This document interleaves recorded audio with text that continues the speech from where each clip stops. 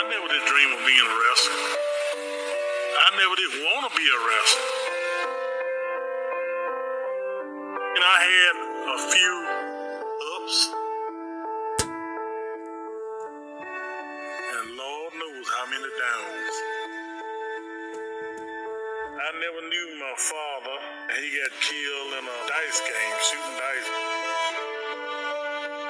I didn't graduate from school. I'm a ninth grade dropout. All the things I went through in wrestling wasn't worth me becoming a wrestler. When Kamala came to the ring, the kids ran away from him. He scared them. People thought he may have been a dangerous man on the loose.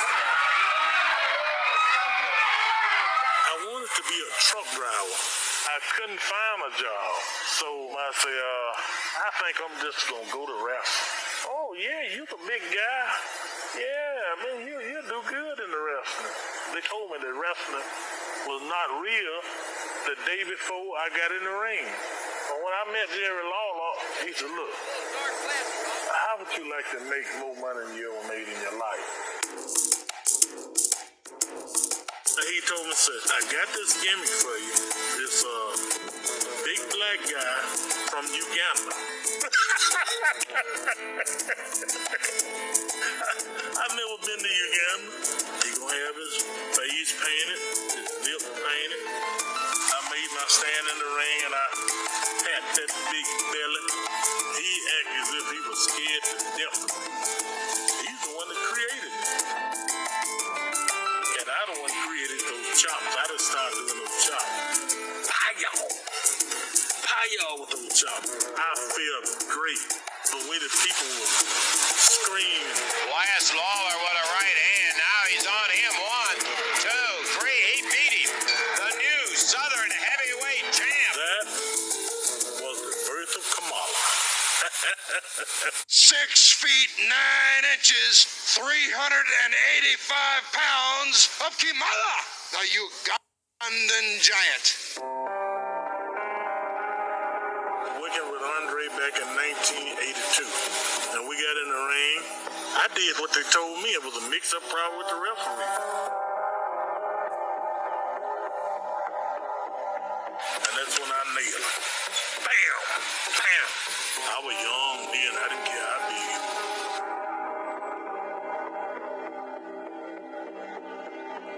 I took that 357 Magnum. He throwed up both hands. He said, I'm sorry, boss. I'm sorry. I don't think, boss. I said, well, MF, you better get to thinking from now on.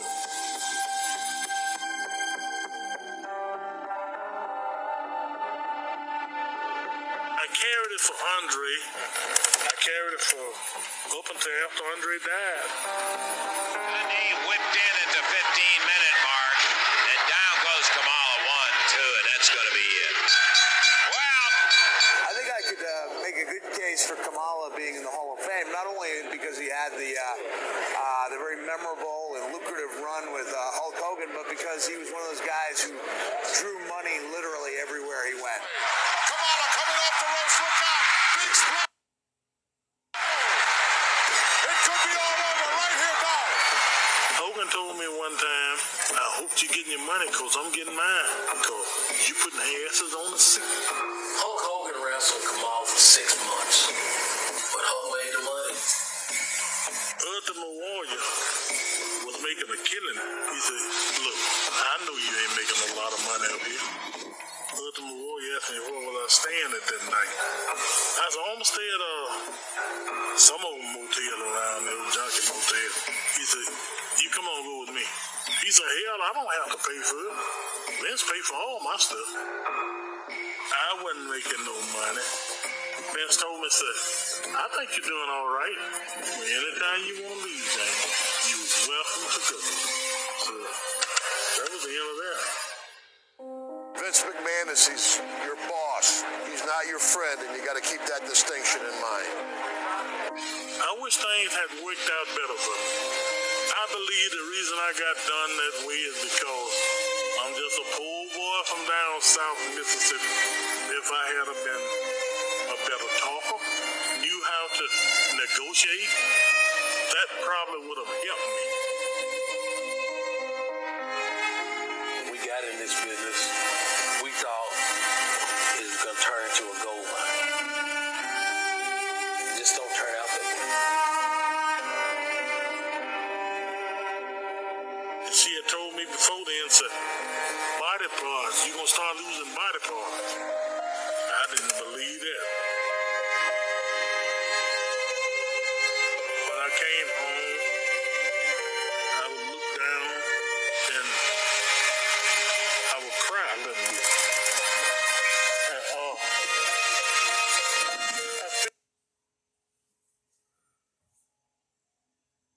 I'm not doing, man. I'm sorry, but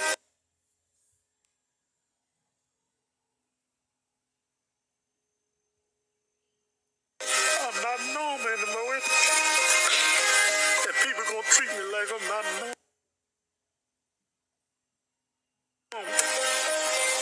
But I made it through. Kamala being on hard times shows that it can happen to anybody, because here's a guy who did not live lavishly. Life is tough, and fame is fleeting. I'm learning to deal with it more and more. And every day that I come out here, I will say, hello world, what a beautiful green earth that God has for us. I don't want people to feel sorry for me because I'm still Kamala. I will always be Kamala.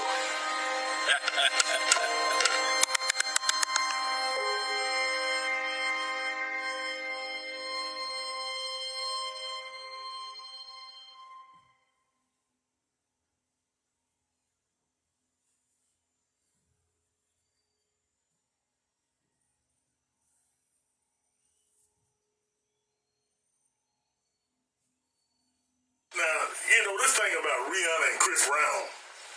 They just blowing, the media is blowing it all out of proportion. You know what? Hey, you're not recording this, is it? No, I'm not. This ain't on camera or nothing like that. Is it? No. Okay. But just like Rihanna and Chris Brown, he whooped their ass. The media, everybody's talking about it. They want to put him in jail. Hell, I whooped my wife ass every other day. Pop, you better stop whooping up on mama. Who said that? Who gonna do something about it? I'm gonna do something about it, Pop. Cause I'm tired of you whooping up on mama's ass all the time and I ain't doing nothing about it. I'm going to the WWE and I'm gonna learn how to fight.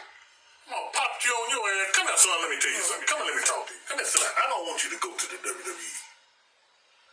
One reason, you got 3 strikes against you.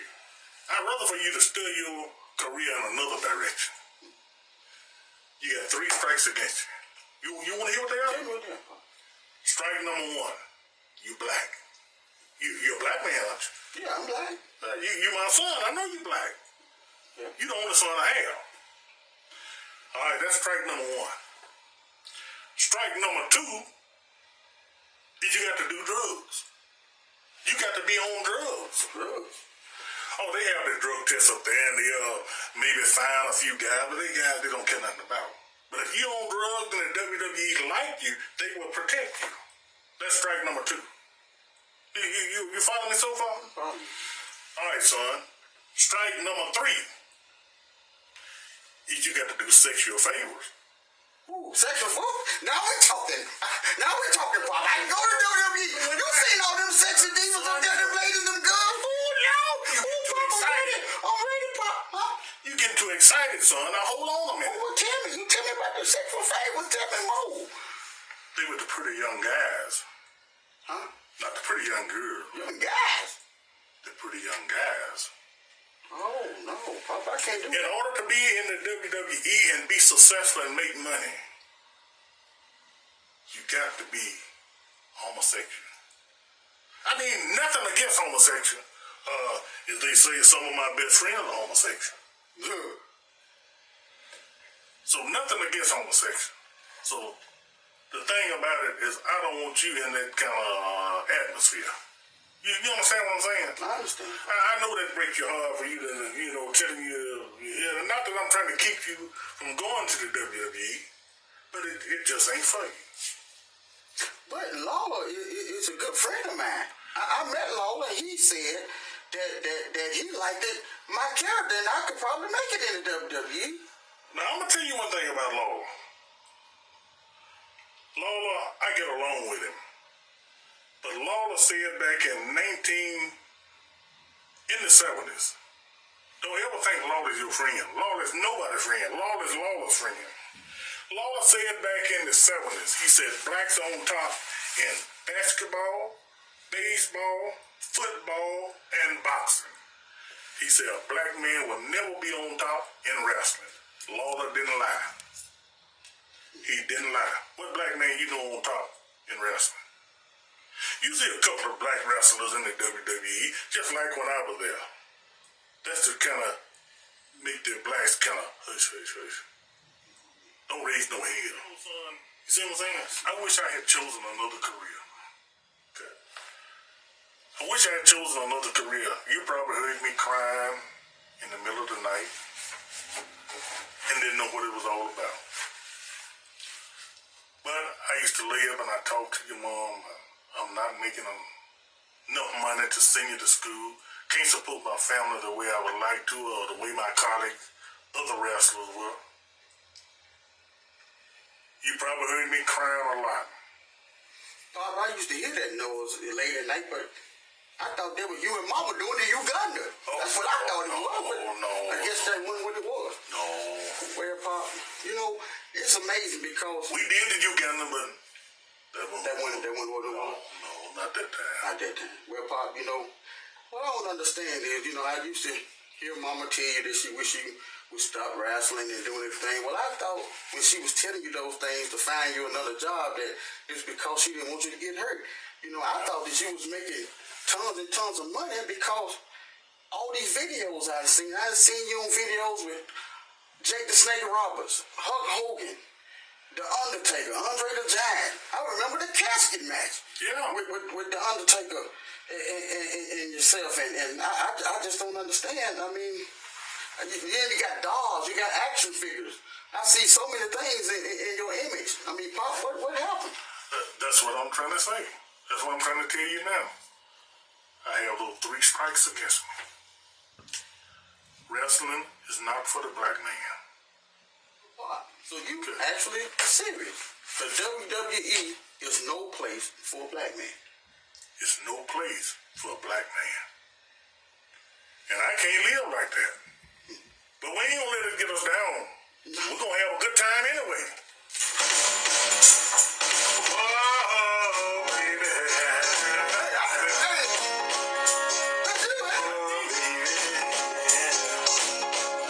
I can't keep living this way. That's my papa. Oh, yeah, baby. Oh, baby. I can't keep living this way. You keep holding me back. You like you know, you can't live like that. You keep holding me back. I can't live like that. You keep holding me back. I can't live like that. You keep holding me back. I put up with you for so long. I ain't gonna let you drive me from my home. I can't live like that. Can't stop it now. Just like me back. I can't live like that. Keep holding me back.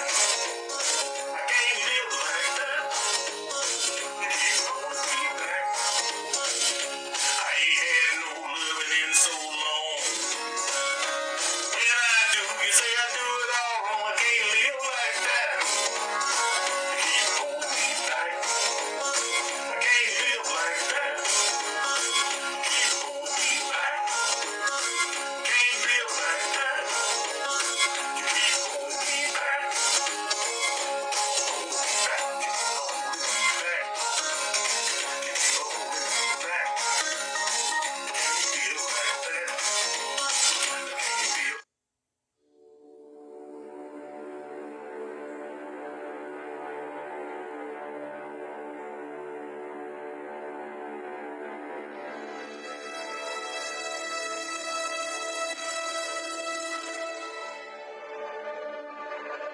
And the thing about predators you should know is that they prey on the vulnerable.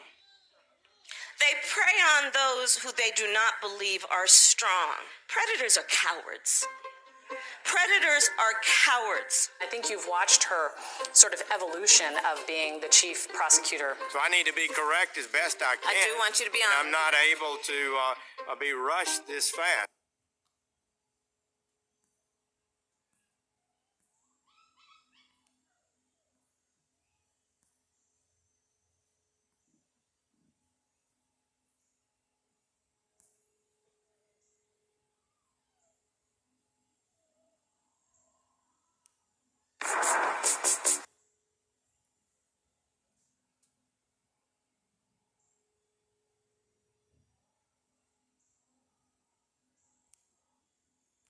Being a courtroom prosecutor. With the strike of your pen, you take someone's liberty away. The training of a prosecutor makes you make that decision based on a full assessment of the facts. The truth is, she's also supremely fair, but you're not going to get away with hedging or equivocating or dodging. That's not going to work. Even though Harris had only been in the Senate for 2 years, in January of 2019, she decided to jump into the presidential race. As a young district attorney, I walked into the courtroom for the first time and said the 5 words that would guide my life's work. Kamala Harris for the people. So Kamala Harris looked like such a formidable candidate at the beginning of the race, but she never was able to maintain her position in that top tier steadily. She really struggled with fundraising, and she had a lot of infighting within her campaign, with some aides saying privately that it wasn't exactly clear who was in charge. There is not a black man I know, be he a relative, a friend, or a coworker, who has not been the subject of some form of profiling or discrimination. Ironically, one of the most difficult moments of Joe Biden's campaign was a moment in which Kamala Harris really delivered what everyone thought at the time was a knockout punch. You know, there was a little girl in California who was part of the second class to integrate her public schools. And she was bused to school every day. And that little girl was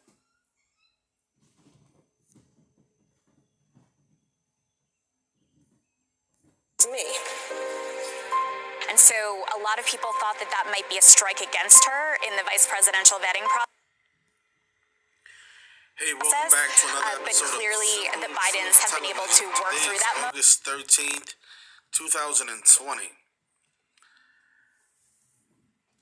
You know, today we're going to speak about a wrestler who passed away on August 9th. His name was James Kamala Harris. He died at the age of 70 from coronavirus. And in this video, I'm going to show you guys how his death is connected to the vice presidential candidate, Kamala Harris, who was chosen by Joe Biden on August 12th. I mean, this is a clear ritual. I mean, even the names is identical. The man dies a couple of days before Kamala Harris becomes the vice presidential candidate.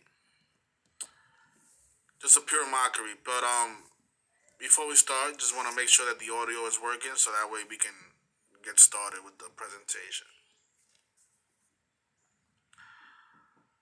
So if anybody can just confirm that the audio is good, okay, I appreciate that. Thank you. So the man, he was born James Kamala Harris. And think about who's the vice presidential candidate for the Democratic Party, Kamala Harris. He died on August 9th, just a couple of days before Kamala Harris was selected by Joe Biden, right? And according to New York Times, you know, he died at the age of 70 from coronavirus, a number that we've been talking about a lot this year. You know, coronavirus is 70. But what I want to show you guys is how it's perfectly connected to Kamala Harris and also to Joe Biden. I mean, this man was clearly ritualistically murdered. So he was born on May 28th, 1950. He was born in Mississippi, and he was a wrestler for most of his life, right? And he passed away on August 9th, 73 days after his birthday. 73. Number that we always talk about. And just notice how Kamala Harris, the vice presidential candidate for the Democratic Party, she was born on October 20th, and he died 73 days before her birthday. So he died 73 days before his birthday and 73 days before Kamala Harris's birthday. And just notice how Harris is 73. Like sacrifice. Clear ritual here. And notice how Harris is 89. He died on August 9th, 8/9, like 89. This man's death is also connected to the presidential candidate, Joe Biden, who was born November 20th. And notice from November 20th to August 9th, the day that the wrestler passed away, he died 263 days after Joe Biden's birthday, which is the 56 prime number. And coronavirus is 56. Right? Coronavirus is 56 and 70. He died at the age of 70. 263 days after Joe Biden's birthday, the 56 prime number. And then he dies on August 9th, the 222nd day of the year this year, because this year's a leap year. And Wuhan coronavirus is 222.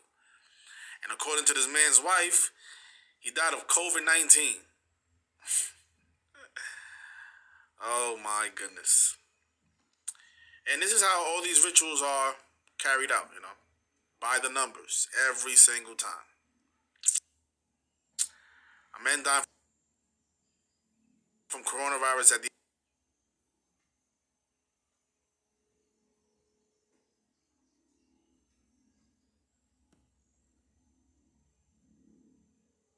age of 70. Pretty common this year. We've seen that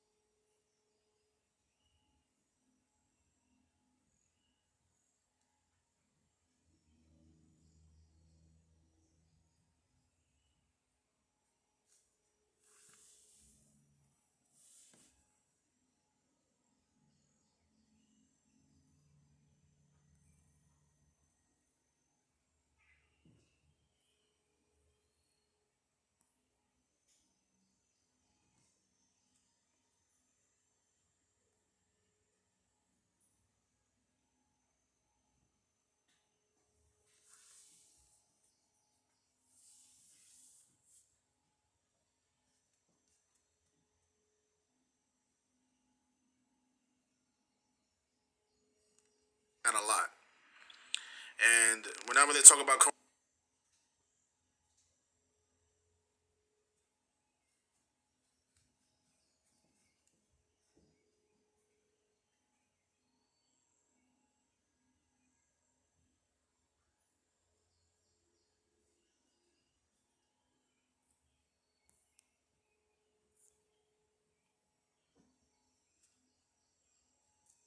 coronavirus, you know a 56 is going to come up, and there it is.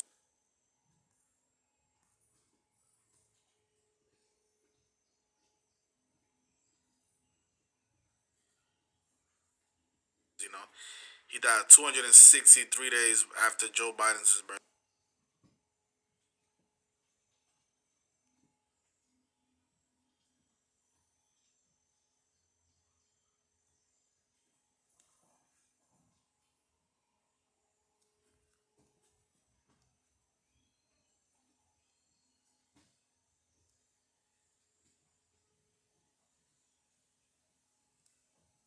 The 56th prime on the 222nd day of the year.